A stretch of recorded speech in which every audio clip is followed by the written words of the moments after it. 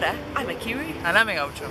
And today, to celebrate his birthday, we're exploring Victor Hugo's Paris.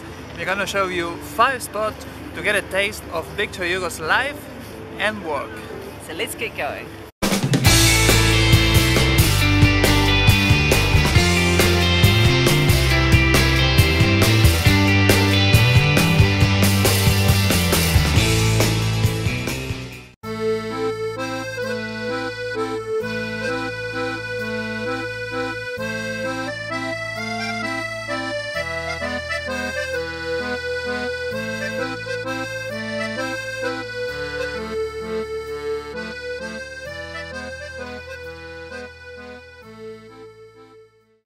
So let's begin at the end.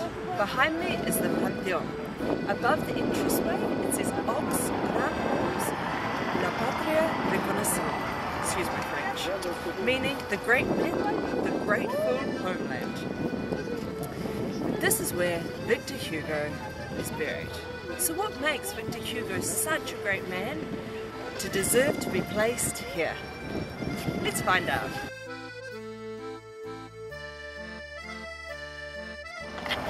Victor Hugo was a French novelist, poet, journalist and drawer.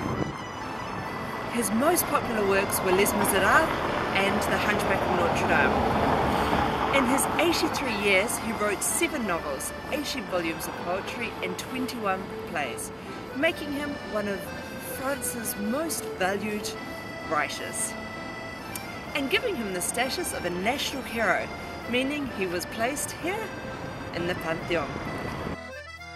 We are here at the Jardin de Luxembourg. These gardens were an inspiration for Victor Hugo, who appreciated spending time in them, not being the only writer to do so. Created in the 1600s by Maria de Medici, who modeled this area after parks in her native Florence. In the novel Les Miserables, this is where Cosette and Jean Valjean walked each day, and is also where Marius observed Cosette and first caught her eye. Nowadays, the main building serves as the Senate of the Republic of France.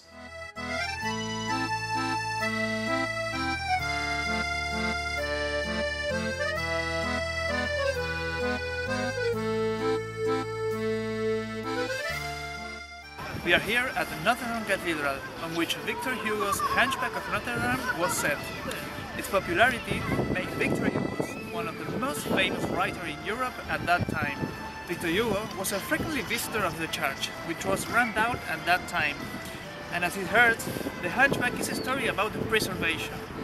The novel's popularity drew thousands of tourists, which resulted in a restoration of the building in AD 44.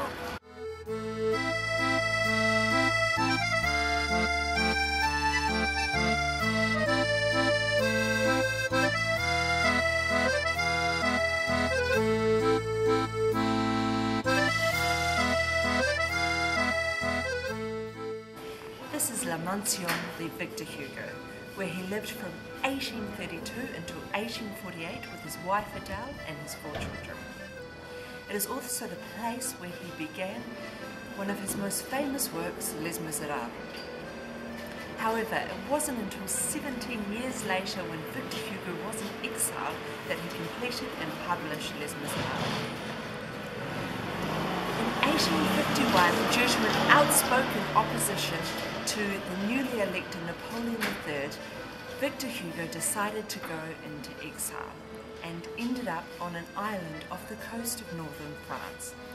It was here in exile that it is said that he's completed some of his greatest works, including Les Miserables. But it was here in Paris where many of the scenes and his inspiration came from for the story of Les Miserables, including a church which is only 5 minutes away from his house. So let's go check it out.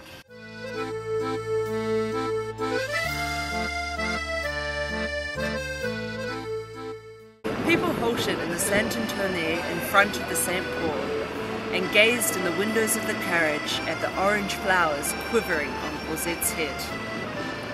This was an extract from Les Miserables by Victor Hugo, and it was set right here in the street in front of the St. Paul Church. It was a church where Victor Hugo's daughter Leopoldine got married in 1843, and also where Victor Hugo himself made significant donations.